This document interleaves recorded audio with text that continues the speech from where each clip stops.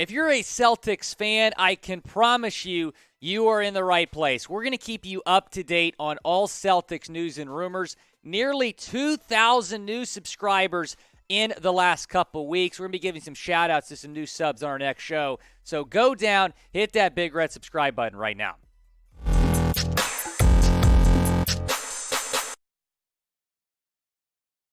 Welcome in to Boston Celtics Today. I am Will Scott, and on today's show, we're going to be giving out some grades. All the moves the Celtics made in free agency thus far, I'm going to give a grade for. It has been a heck of an offseason for the Boston Celtics. The moves that Brad Stevens has gone out and made certainly will have this team in position to once again compete for an NBA championship.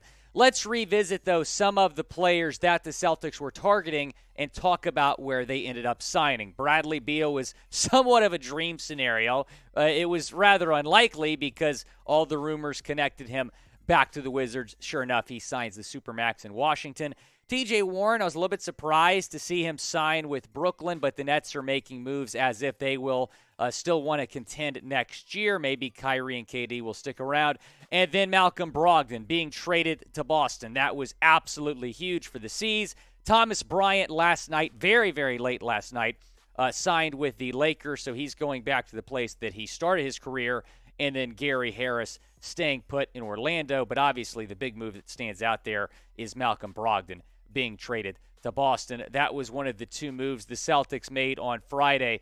Friday was a great day. Thursday, when free agency started, I think a lot of us were saying, Brad, what are you doing, man? We got all these players on the move. The Celtics aren't doing anything. And then Friday comes around. He signs Gallinari on Friday morning. At least that's when the report dropped that Gallinari was going to sign with the Celtics. And then early in the afternoon, he makes the trade for Malcolm Brogdon. Here's what Jay King of The Athletic said.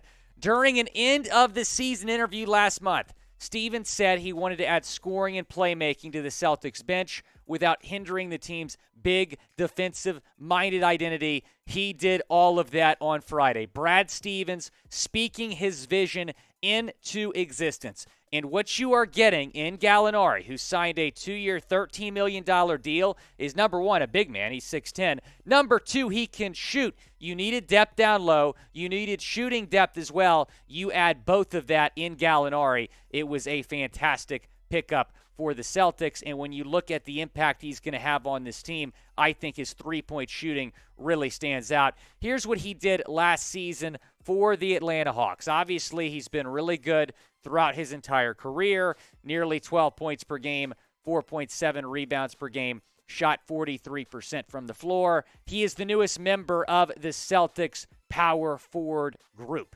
You have Al Horford, Grant Williams, and Gallinari.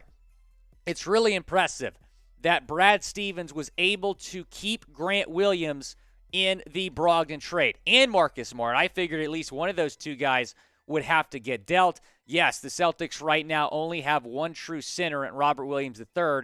However, you have plenty of depth at the four right now. Here's what Jay King said as well. Gallinari's minutes should be at least somewhat limited in Boston. He's not the world's most mobile defender, so the Celtics will have a weak link for opponents to target whenever he's on the court.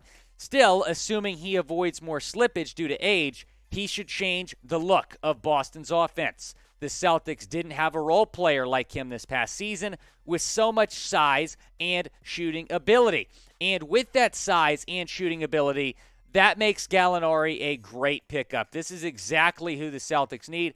Yes, I mean, he's going to be kind of behind Williams probably in terms of minutes, but still I think he's going to be really big in this rotation for the Celtics. I'm going to give this signing a B+. I really like the money involved. He turned down more money to come to the Celtics. He signs a 2-year, $13 million deal. That means it fits in to the TPE. B+, really solid signing here, getting Gallinari to Boston. I want to hear from you, though. Go down and grade the Danilo Gallinari signing, getting the big man veteran who can also shoot. A, B, C, D, or F. Let me know what you think down in the comments section. It's the pinned comment on today's video. When an ad break comes, go down. Let me know what you think.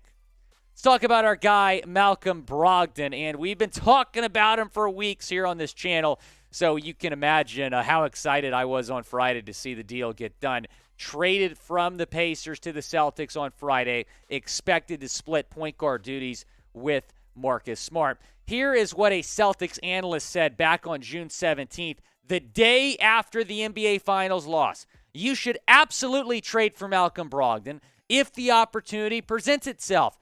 Brogdon could be the missing piece. This could be the difference between finishing as the NBA runner-up again or winning the NBA title.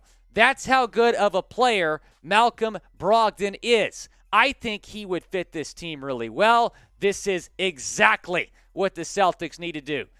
Producer Seeps, who said that? Oh, wait, that was me who said that. Speaking into existence, Malcolm Brogdon is in Boston, and I love it. Like I said a couple weeks back, this is exactly what the Celtics needed to do. They did it. Brad Stevens, I think you're a subscriber here on Celtics Today because you did pull off that trade. Thank you very much, Brad. We appreciate you. And this deal was highway robbery. When you look at the details of this trade, it is an absolute steal. I cannot believe what the Celtics gave up to get him. You gave up the back end of your bench. A lot of guys didn't really even play much last season. You get Malcolm Brogdon, who could be the missing piece on a championship team. And when I say those guys didn't have much of an impact, I mean it. Let's take a look at the stats. Juwan Morgan just played in 1 game. Malik Fitts, 8 games. Those 2 guys were on the main Celtics far more than they were on the Boston Celtics. Nik Stauskas, 6 games played. Theis, 21 games played after the trade from the Rockets. Aaron Nesmith, a disappointing first-round pick. These guys really did not have that big of an impact. You're basically trading the back end of your bench for Brogdon. You know, in fantasy football, when you try to rip your friend off by like having 5 of your worst players in a deal for his best player, this is exactly what Brad Stevens just did to the Pacers. Indiana was fleeced. Here's what Brogdon said. I'm looking to win a championship. That's actually it. In the past, I've worried about stats and numbers and all of that. I'm going to Boston and not worrying about that.